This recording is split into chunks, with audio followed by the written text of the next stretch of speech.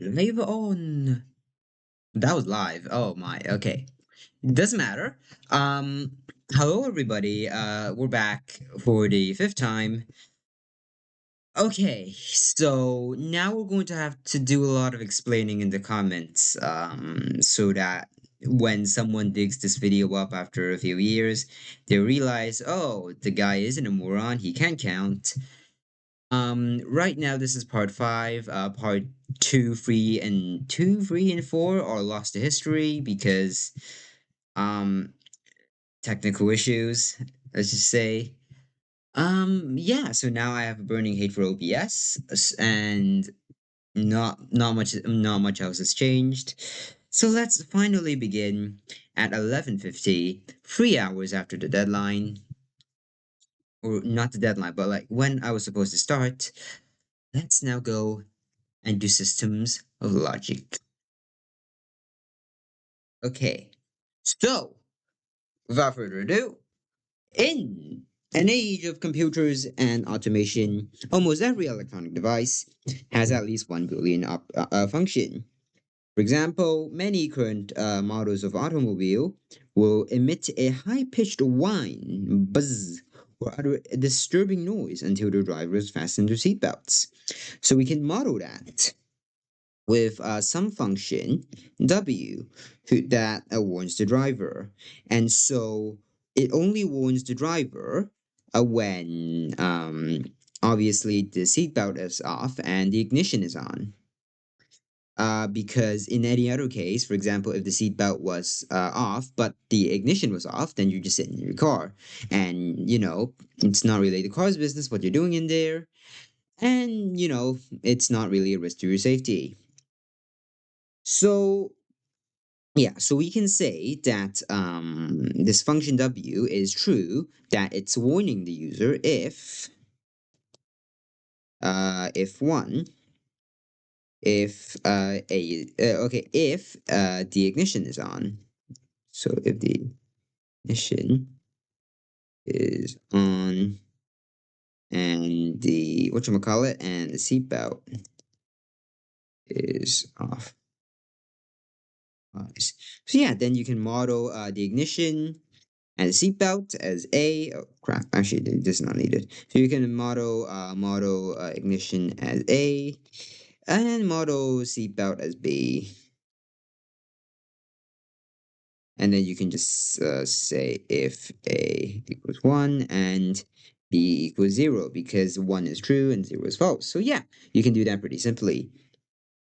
So now, thinking about this, we can apply this to other computer systems, and we have a few important tools that perhaps you've come in contact with before, and is written with a multiplication symbol. The complementation symbol is not, and I believe plus should be the or symbol. I really hope I read this chapter before. So yeah, and then you also have things called truth tables, which convenient way of listing the values of function, which you should have come across, but which we're going to write down anyway for posterity. Is that what posterity means? I really don't know. So yeah, posterity complete. Yeah, so now we can see that it's false for every case except when S is 1 and B is 0. So yes, oh, they've so generously. Oh, this is all actually linked. My bad. Okay, so now that we've drawn a truth table with S, B, and W, which you may conveniently recognize from here. Why is it S? Why is it S?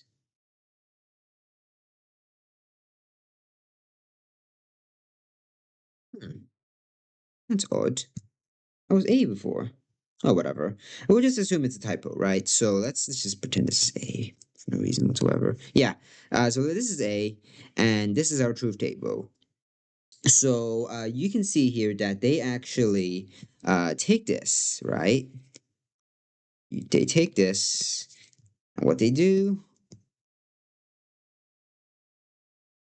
conveniently, turn it into something that looks much nicer, which is A and not B. They've just pulled this out of their ass, and you can see that this also fits into this truth table because, well, A here is positive, 1, and so not B, so B is 0, and you can see that renders as true, and that's in fact the only way that this can be true. And now they go on to state, right, very importantly, it might seem like it was very lucky we could have done this, after all, that we could have expressed this specific truth table using and not. Interestingly enough, this is not the case. You can express any two-variable Boolean, Boolean can be expressed in and not. Yeah, which is convenient. And so, yes, let's just draw this into like symbols.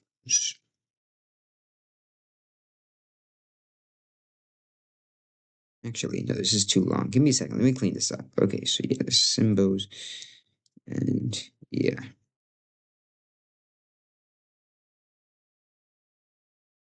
Okay, so continuing on, the essential idea is to write f as a product of expressions. And this is the actually difficult part, right? So you can write f as a product of expressions which individually produce a value of 0 for f. Sorry, I skipped a step. Write f as a product of expressions, one per row of the table. So for each row here, 0, 0, 0, you write a row, you write an expression which produces 0. Yeah. So when any of the individual expressions equals 0, so does f. So this might be a little difficult to explain explicitly. So yeah. So let's first consider the simpler case. How do you write an expression that equals 0? It's like x y f 0 0 0. How do you just write this? Right? It's the same thing as before. Um. Now, in fact, it is not that difficult, right? What you basically need to do is write. But it has to start with a not because this is 0. So it's probably going to be not. Probably going to involve both x and y. It's probably going to involve an and. These are all pretty pretty nice guesses. We have and not. Those are only two things. So yeah. And so yeah, let's see. Right now, this actually wait, did I write that correctly? No, I didn't. This should be here. Yeah, so this is how you write it properly. So if it's 1 and it's 1, then it produces 0. That's what this is right now. So actually, we want it to be when 0 and 0 produces 0, so you just not both of these. So now that becomes 0 plus 0 and 0 equals 0. So that's that. And you can see they've just basically done the same thing. And then similarly, you can do the exact same thing for the third row. You can write an expression which equals 0, equals 0 when x is 1 and y is 0. And then here's the trick that they don't explain very well is that you can AND these two expressions. So yeah, now you can yeah. So we're just considering this. There are only two zeros here. So now you can pretty obviously see that this produces 0 only when one of these is true. Oh no, wait, sorry, no. Each of these only produce only equals 0 when one of them is true. No, that was correct. Yeah, okay. So yeah, you can consider this individually. So for example, um let's say that it is actually 0 0. So then it would become 1 and 1. Let's see, 0 and 1. So this becomes 1, and this becomes well, 1 and 1 equals 1, and then 0 and 1 equals 0. And you then invert that, is that right?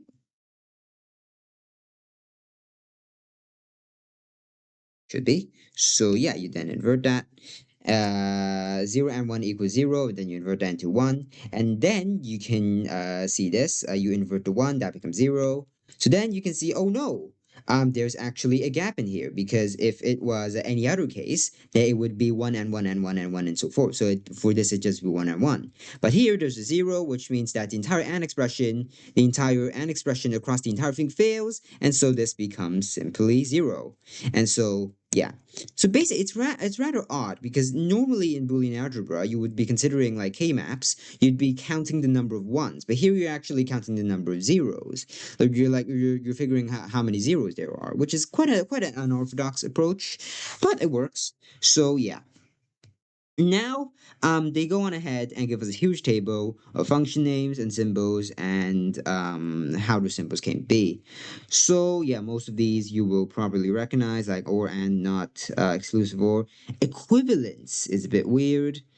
And it goes on with like implication, which TMUA lovers will know. That's just if A then B.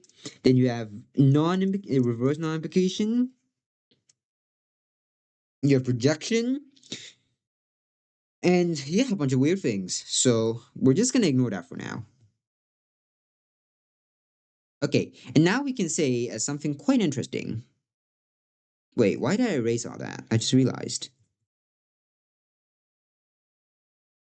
Okay, so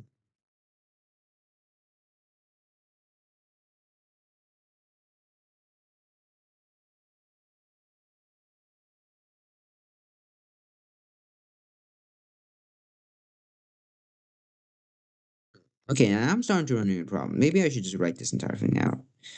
Maybe that would be slightly easier. These aren't very good notes, are they? Just realizing. See, so now we've got this and this. This is F.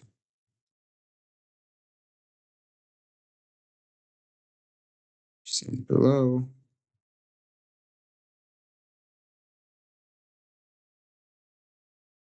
If expression,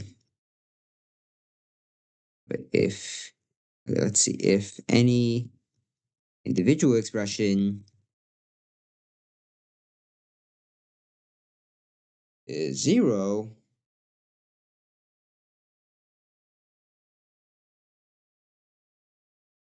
and chain fails. Makes sense. Right. So, going on. Yeah, so we can say, draw a line. We can say that and not form a complete base for two var functions, two variable functions. Minimal complete base.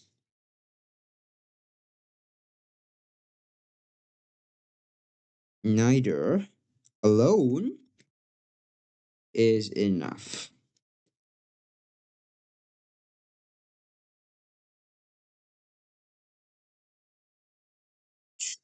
To express all two variable functions. And actually, interesting tidbit, um, is enough for n variable expressions. Julio.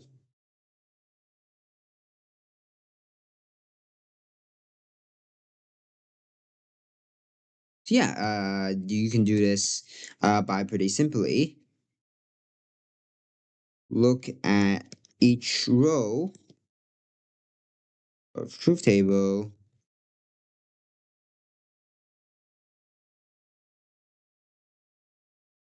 write product with zero, sorry, with zero, write product of variables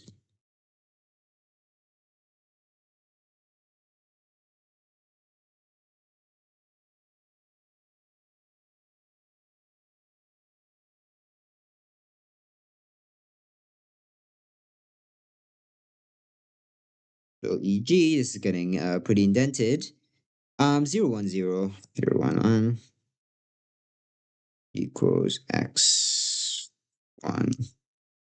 x2, x3, X4, X5, X this. Yeah. Okay, so maybe we've been skipping ahead just narrating this. So interestingly enough, and not is enough to create any n variables, and they're describing here a method to prove that essentially. So first you do essentially the same procedure. You look at each row of the truth table of zero, you write the product of the variables, and so they write this mess. And this is essentially just the same thing as before. It's just you take A, D, F, and this, and then oh wait, no, I've done it wrong. It's not comma. This is the and symbol. So, and so they write a thing that basically does this and right. This entire thing is anded. And so if it happens to be, if the variables are happen to be in this exact order, then this will equals to beautiful. And then you inverse that, and then you apply basically the same procedure as the two variable. You inverse that, and then you put it into giant and chain, so that if the values that are fed in happen to strike any of these inverse expressions that we've put in, then the entire and chain fails, and it turns the entire thing into zero. So yeah, we'll just write that down. So basically, uh, apply complement apply complementation operator, which is a hell of a fancy way to say not string into one one and chain, which they refer to as the product, which not I'm not a fan of it, but sure. So yeah, now they ask what other sets of operators form complete bases. So there is not surprising that there are exactly 16 two-variable xy Boolean functions. Yeah, I mean, pretty obvious. So certain combinations of these form complete bases in the following sense. When the functions are considered binary operations, any Boolean function on any number of variables can be expressed in terms of those functions. Sorry, my brain just farted for a moment. What was it doing? Okay. What's the time? I'm just realizing. I'm going at trying to fix the stream forever, so okay, how many pages we got left? Yeah. Oh wow, a few. I forgot there was this much. Okay. 16 two variable. Okay, let's see. Other sets of operators. Assuming by operators mean two variable.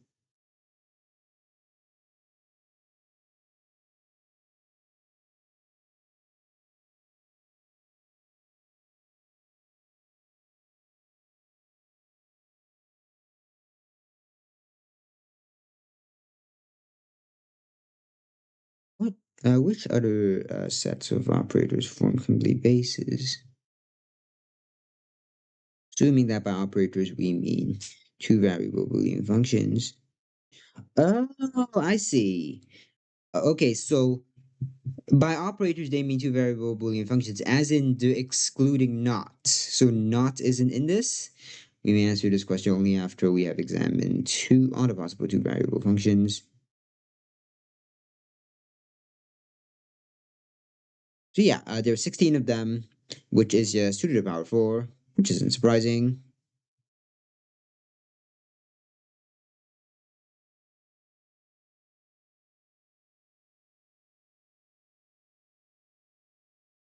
Certain combinations of these 16 Boolean functions form complete bases.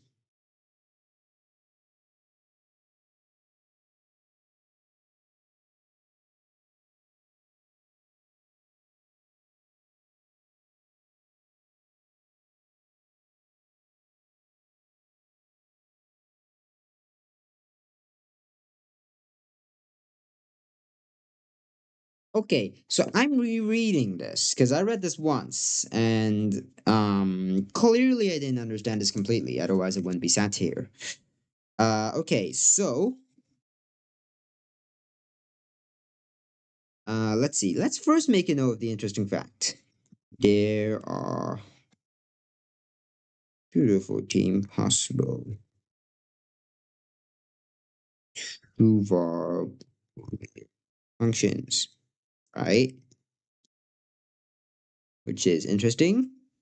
And we can prove that by just looking at x, y, and f, 0, 0, 0, 1, 1, 0, 1, 1. So this can either be 0 or 1, this can be 0, 1, this can be 0, 1, this can be 0, 1. So yeah, that gives us 16 possible combinations, which isn't that hard. But now we are looking at, okay, I'm a bit confused on this particular sentence, right? When the functions are considered binary operations, any Boolean function on any number of variables can be expressed in terms of those functions. Huh. When functions are considered binary operations, what does that mean? Aren't they already considered binary operations?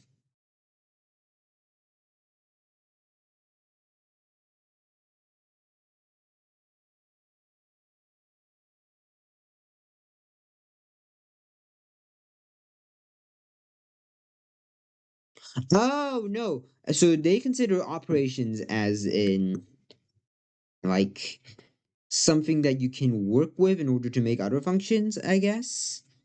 That's interesting. Yeah, okay, so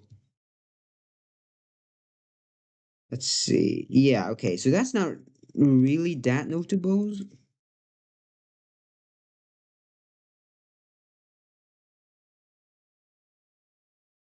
Shit. These are the ugliest symbols I've ever drawn in my life. Let's see. Minimal, complete, base, bases. Okay, so a point not represented. Am I talking too much? I just realized. Let me have a drink of water.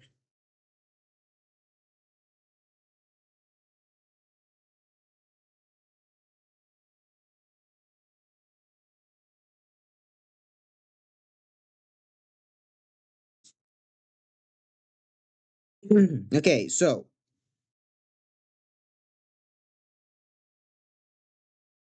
oh yeah, so they have represented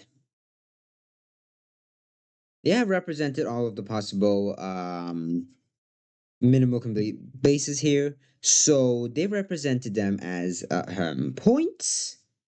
What is it? Points, lines, or solid triangles. So what this means is essentially, for example, this right separately is just NAND. I think is it? Yeah, it's NAND. So NAND is provably minimally complete. NOR is provably minimally complete. And these two are individual points, and these are the only ones that can work that way. And so, looking at, for example, the lines, which become kind of confusing, I guess. So, okay, we're looking at not here, and we're looking at, what's that code again? Okay, so not and implication have a line here, but without a triangle. So that means that these two by themselves are, in fact, minimally complete. Nice. So yeah, this and this are minimally complete together. And so with the triangles, you need this, this, and this to be minimally complete. And so on and so forth. Though some of these are pretty awful messes.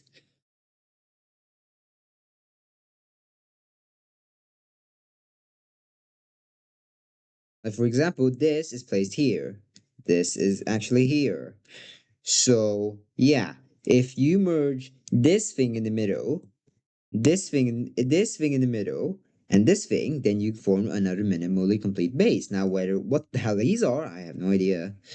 These are equivalence and exclusive OR. So XOR and this equivalence thing merged with AND.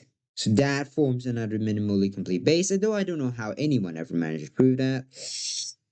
So yeah, they go ahead and say, oh, well, actually, since only 11 operations are represented in this figure, five are missing. Which five? It's the ones that are essentially redundant, right? For example, not x is the same as not y. Not x and y is the same as x and not y, and so on and so forth. So yeah, these are basically just mirrors of each other. So it's not that we're not that sad that they didn't get included.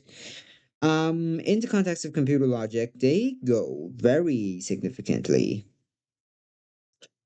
Yeah. So the logic, the logic in basically any logic component must involve a set of operations that form a complete base, which is fairly obvious. So yeah, the various logical operations are represented by gates. Yeah. So now they've drawn for us a lovely little gate. And again, if you've done GCSE computer science or really you've looked at like a textbook ever in your life, you recognize this is not, this is and. Yay! And so they've also drawn a funny little circuit called a multiplexer, and then explained it horribly because they put this on one page and then they put this on the other page, but they were like on the same sheet of paper, so you can look at them both at the same time. And so what a multiplexer does is that it enables multiple different logic functions to use a single line. So what this means is that S0 and S1 are actually selectors. So what they do is that I'm pretty sure what they do is they select which bus 0, 1, 2, or 3 actually goes through to the output, which is quite cool. Yeah. So all of these are start with 0, which is why this can be an OR gate. So only one of these will really be on at a time. And you can see here, if it's 0, 0, okay, no, first let's look at what S is, right? S is has both just the original version and it also has a not version, and this is the same for S1. So these two produce 0 and 1. uh these two produce, okay, let me write this right. So let's see. So S0 and S1 produce the same classic 0, 0, 0, 1, 1, 0, 1, 1 combinations. And so, for example, this one, 0, 0, this one, the 0 bus, is 1, 1 because the not here is connected and the not here is connected. Wait, are we assuming that S is 0 or 1? I mean, it doesn't really matter, but yeah, it's irrelevant because ultimately the result is the same, but. Hmm.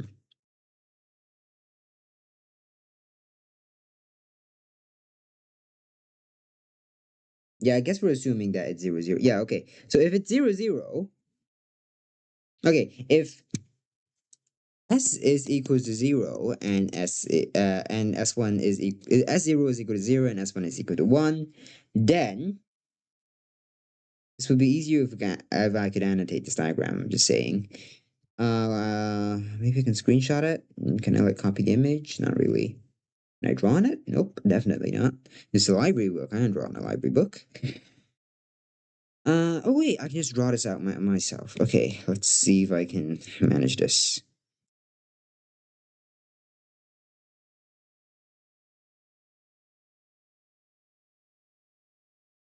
Yeah, if this is 0 and this is 0, then because of the NOT gate, this becomes 1, this becomes 1. And then you can see here that regardless of whether this is 0 or 1, let's say if it is 1, right? Let's say it's 1. Then because this is an AND gate, it's 1, 1, 1. So whatever is in here will go through. So this will become 1. And now let's say that we were looking at an alternative gate such that this was connected to the original or without being negated. but this was connected to the negated one. So now this would still be 1, right? S0 would still be 1, but S1 would actually be 0. So this would be 0. And so now, regardless of what is put into this AND gate through this line, let's say if it is 1, right? If even if it's 1, then looking at the AND gate, what does it receive? It receives a 1 from here, it receives a 1 from here, but it receives a 0 from here, which means that this AND gate never turns on because it can never turn on. And so if you extrapolate this, you can actually see that because the AND gates are each connected to combinations of this, only one AND gate can be on at a time, and so only one AND gate can let through the possible input. So the input can either be a 0 or a 1 from the original bus. So yeah, that's a pretty neat way to use a multiplexer to create a multiplexer, and yeah, so so that's what a multiplexer does, and it's pretty useful. And so here they also talk a bit about NAND gates. NAND gates are the ones that are used in actual computers to do things. But for the sake of it, we are now going to do. Oh yeah, okay, no, I just finished this. Okay, yeah. So NAND gates used in computers, pretty cool. Okay, that took a lot more explaining than I thought. It took half an hour. Jesus. Oh.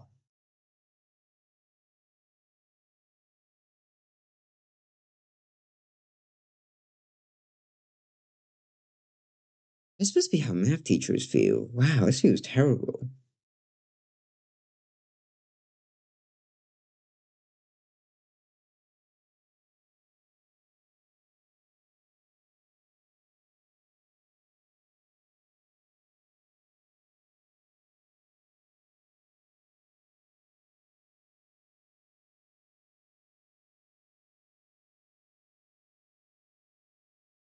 Okay, right. So now that we've covered this, and my OneNote has summarily broken. Yep, completely broken. All right, so that actually worked. Okay, so now we can do some problems, right? Called them exercises before. No, they're problems. We have to solve them, destroy them, remove them. So NOR gate. What NOR does, I'm pretty sure is just A B. So let's see. What's the thing they used? So yeah, so yes, F. No fuck. Yeah. So let's say 0 0 0 1 1 0 1 1. So for a normal OR gate, all of these are 1 except 0 0. For NOR gate, all of these are therefore 0 except for this. Now we have to prove that that is Turing complete or minimally complete or whatever.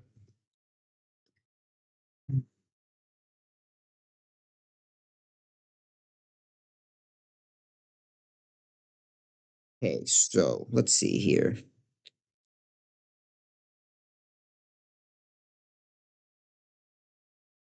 How do you draw? How do you even draw? Think it's like this. That's a NOR gate. And now we should probably take this NOR gate and then somehow use it to derive one of these other things, right? For example, we already know, since the text told us, that and or, the and not are both, the and not combined are minimally complete. So let's just do that. That sounds easy. You're by a little. Not a lot, but a little.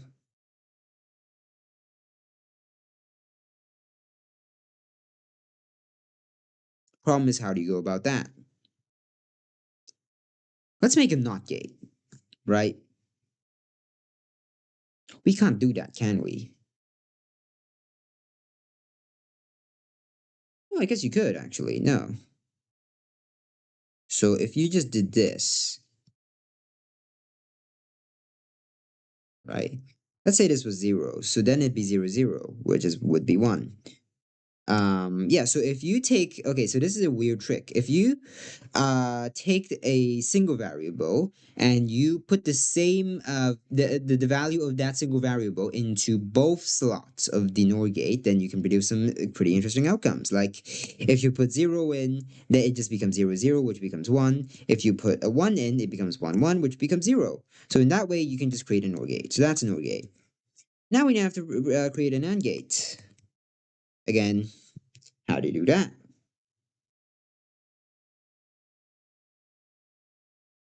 Just to remind ourselves, an AND gate looks like this.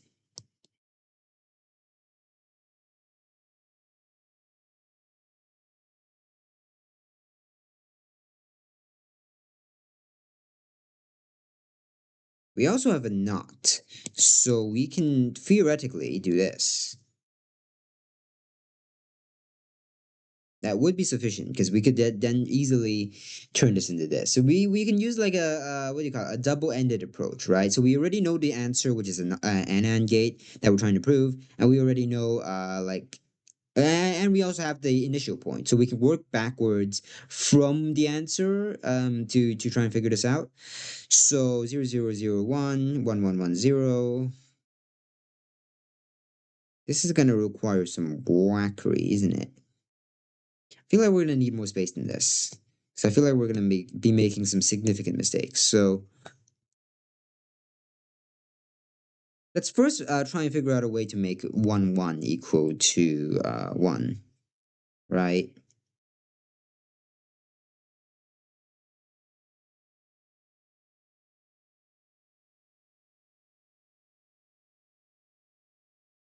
Uh, So,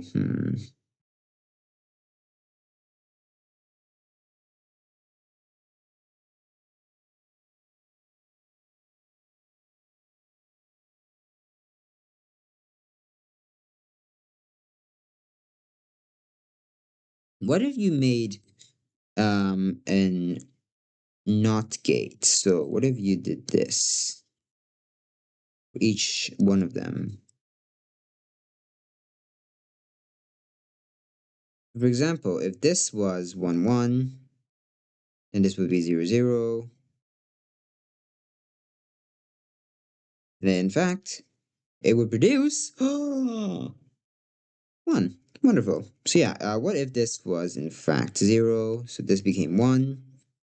And so that would simply produce a 0. And so that's an AND. That's an AND gate. Lovely. So we've produced an AND gate, and so we have essentially just proved what we needed. Yay, lovely. Okay, so that's the proof that nor is a minimally it is not, it's not minimally complete, but it's I mean I guess it's minimally complete by definition since it's only one, but it is a complete base. Okay, lovely. Now we have the following twos. We've got not. No, that's not, is it? That is our good friend, and which we already know intimately. And we've also got three lines, which is equivalence. I will shorten to equal, right? And also, what I'm pretty sure is XOR. Yeah, it's XOR. So XOR. Yeah. Nope. Wrong one. Yeah. Okay. So now let's go about trying to create a knot. And now we can pretty easily clue ourselves into the fact that it's going to require all three of these in order to create a knot, which is kind of funny. How, what the hell? Um, so we've got one line here and one line here, and a lot of fuckery here that somehow creates a knot. It's probably going to be 3 or 4 gates. Can't really see it being more. But first, let's figure out what an equivalence is, right? So, an equivalence is x and y, or not x and not y. So, an equivalence is actually something like. Yep.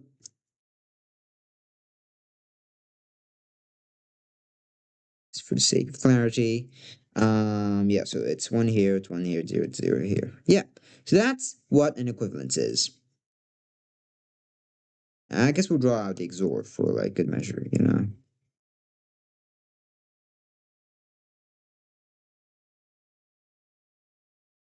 So the XOR is one here, zero, zero here. Guess we'll draw out the AND. Why not? Why not? Sunk cost fallacy. So now we've got that. Now we need to figure out some way to make a zero zero, to make a zero equals one. Hmm. Wow, this is one of those where I have no idea how to start. Cool. So we've got our bases covered.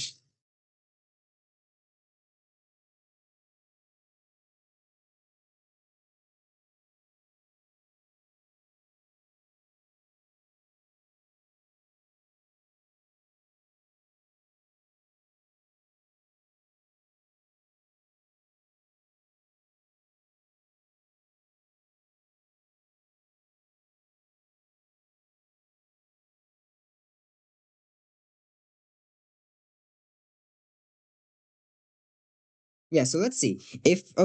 So if we split this into two and we feed it into equivalence, it's going to always create one, and the same for XOR. So actually, we've already derived, lovely enough, we've derived one and zero, right? This is not helpful to us, but I digress. Yeah, not helpful to us at all, but it's kind of irrelevant. So our only option, I guess, would be to feed it into AND, but AND doesn't actually change it. So if you take zero, you feed it into AND, it becomes zero. No changes. Wondrous. That leads me to think that might not be the answer.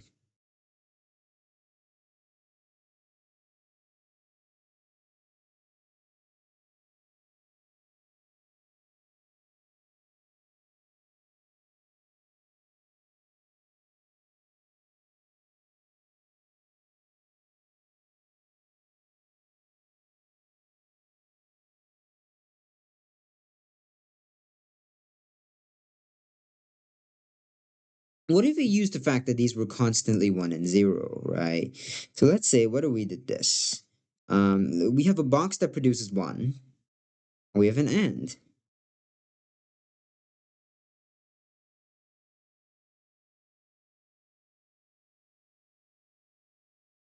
Here we have a box that produces zero, and we okay, this is definitely not the correct way to draw it, but I don't care at this point. So now let's, for example, take zero. So zero, here is just zero, here is zero. So now that produces, but you fucking guessed it, zero on both sides. Which is not correct. But now if you take one, this becomes one, one,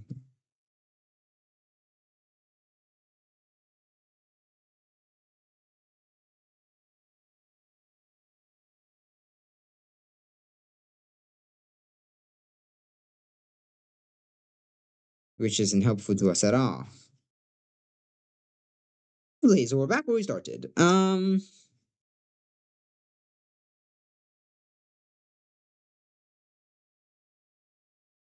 Yeah, okay, so no progress made. That was a complete dead end.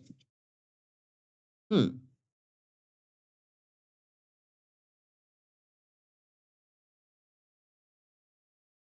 Ingenious this puzzle. Like we could go ahead and try and figure out things other than not.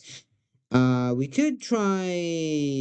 I guess we don't know. Okay, we could try and figure out NOR, right? That's pretty simple. We could figure out NOR. That sounds even worse, to be honest. So, hmm.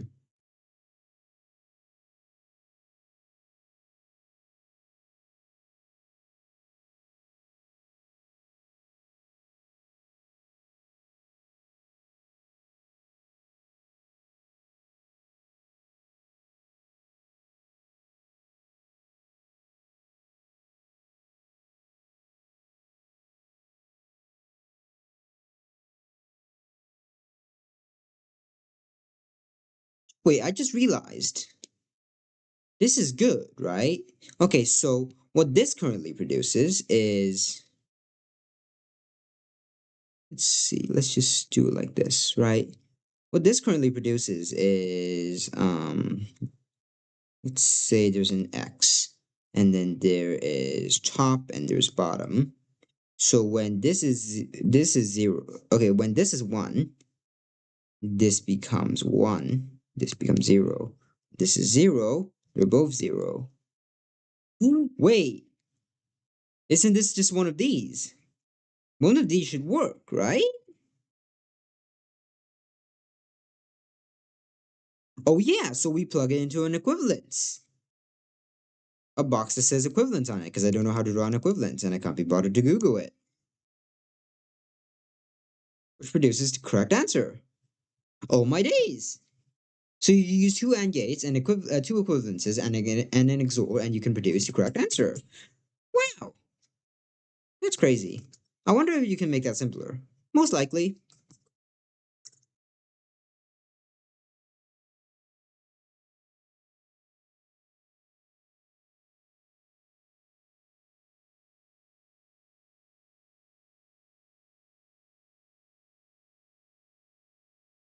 I mean, yeah, definitely. This bottom bit produces zero no matter what.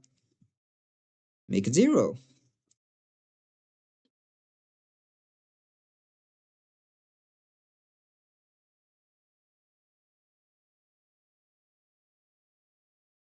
Yeah.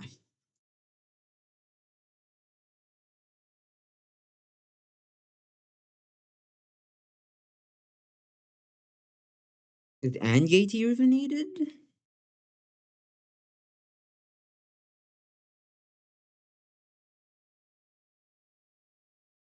Wait, no the fuck it's not.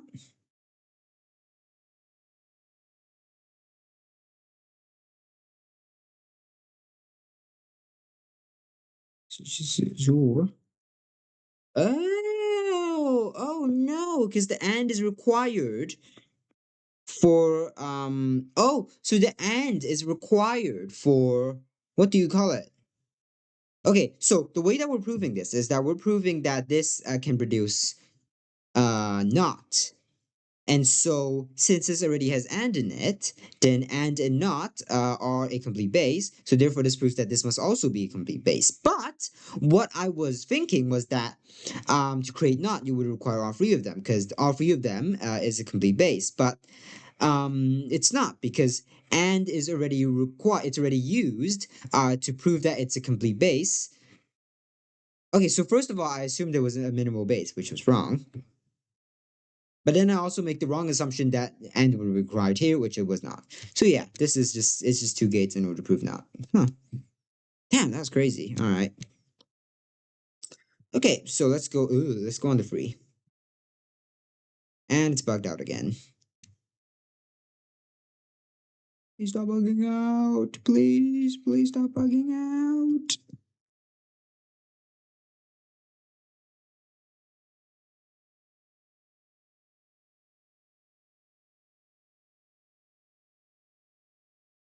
Okay, there we go. Okay, so now we can go on to the simpler part, which is just problem free. Up.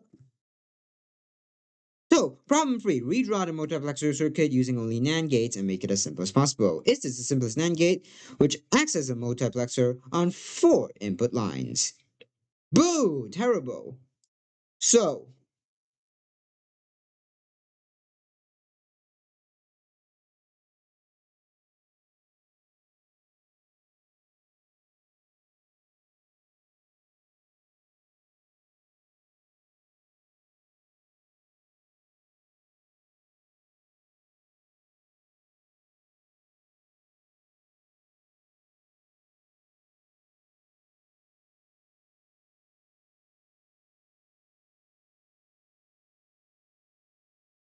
okay. So, I have to remember how to do this now. Oh, NAND Tetris felt like so long ago. So,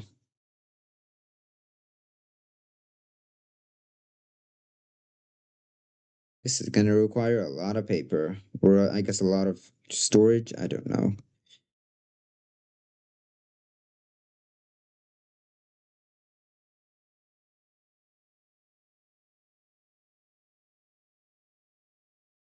Wait, that was the wrong symbol. That that's the wrong symbol. That's exclusive or I'm a dummy.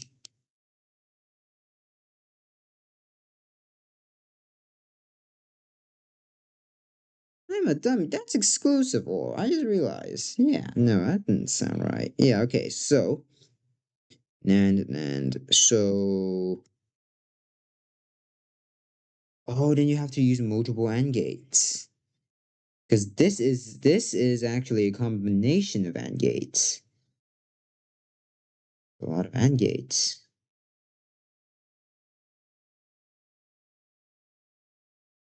That's an OR gate too, which is like another few gates, which is a lot of gates. How can you reduce the number of gates?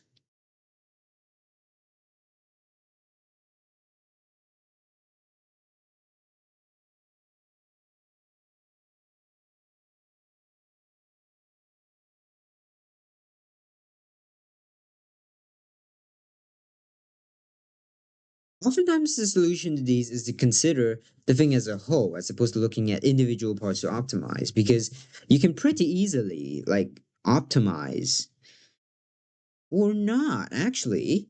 Well, let's look at a triple AND. What is a triple AND? Drawn as it's drawn like this, right? So it's drawn like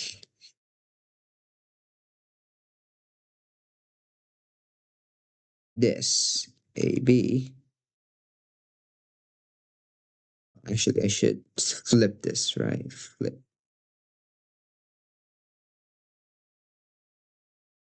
So yeah, this is a triple AND. Just kind of help myself. So yeah, then you plug this into something like here,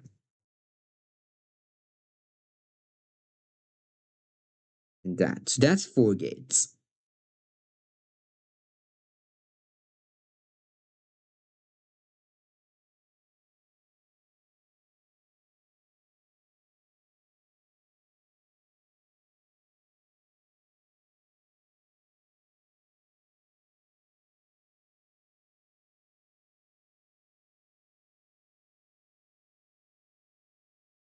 So that's 16 gates plus three plus something like 16 gates plus two plus something like three here.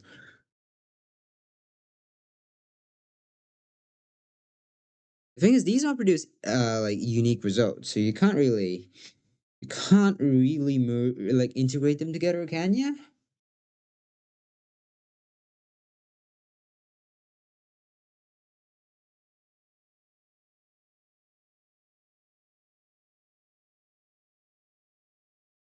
What was the exact wording of the question? Redraw the multiplexer using only AND gates. Make it as simple as possible. Is this the simplest AND gate which acts as a multiplexer on four input lines? Surely there's a way to optimize it. Otherwise, they just wouldn't ask it, right? How do you draw an OR gate again? I forgot. Like, how do you do an OR gate? 1 0.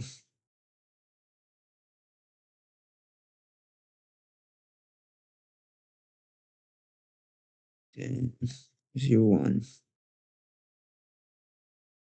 Then that becomes 0. Yeah, okay. So, figured it out. It's pretty easy. What you need to do for an OR gate is draw this funny little stick figure, which is just two NOT gates, each individually attached to each input, and then you feed it all together into a NAND gate, and they will produce the correct answer. So that there's not like much point explaining it. It's just you gotta do trial and error until you figure it out, I guess. Or maybe you're a genius and figure it out instantly. I don't know. In which case, you're probably not watching this channel. I mean, you got better things to do. Go cure cancer. You know. I really shouldn't be implying that stupid people watch my channel, but at the same time, I already said it, so whatever. Anyways, back to my point. OR gate. So an AND gate. So now we've got OR. With that, we know is like this. Can we optimize? Sneaking suspect they say suspicion. It's no.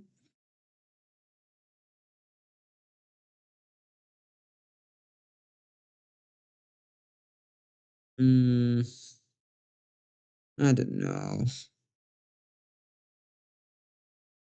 Should I just draw the entire thing out? Maybe I have to. Maybe I don't have a choice.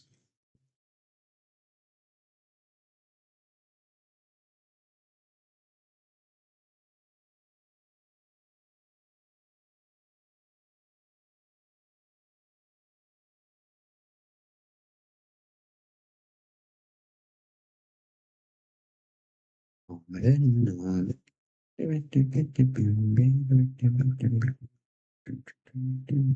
Okay, I got an idea. How about we try optimizing the huge ore?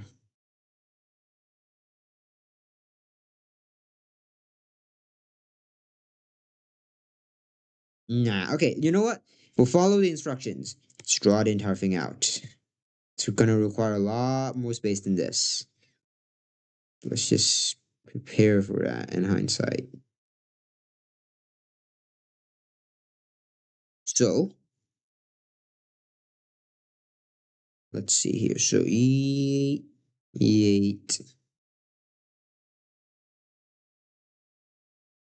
Oh, triple and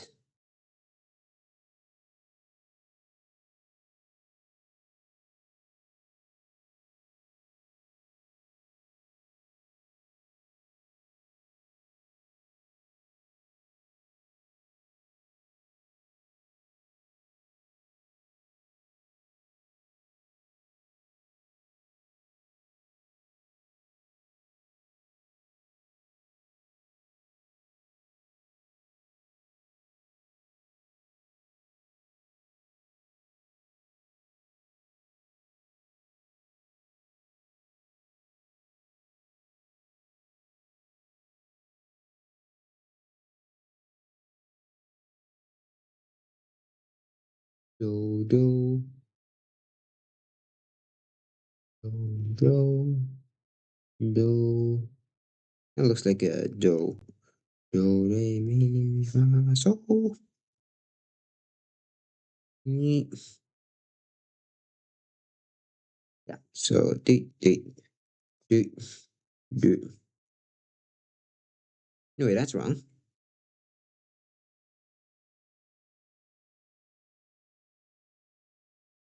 So, yeah.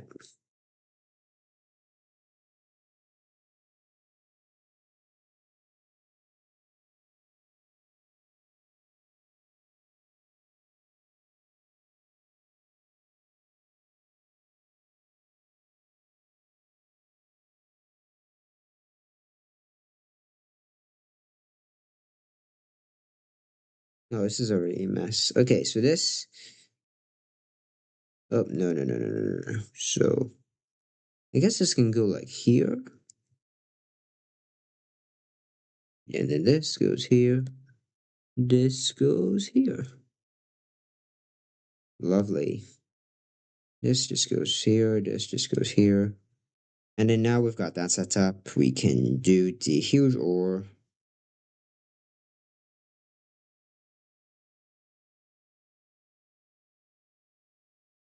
Ah, double negation found.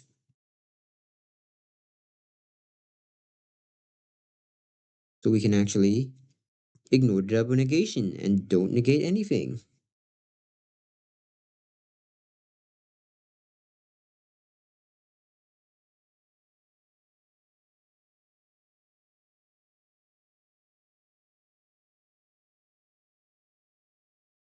Ta-da.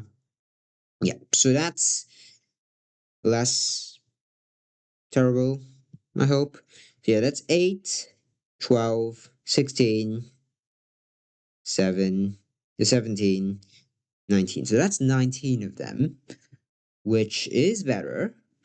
But I want to check if there's anything else we can do. There shouldn't be. I really don't think there should be, but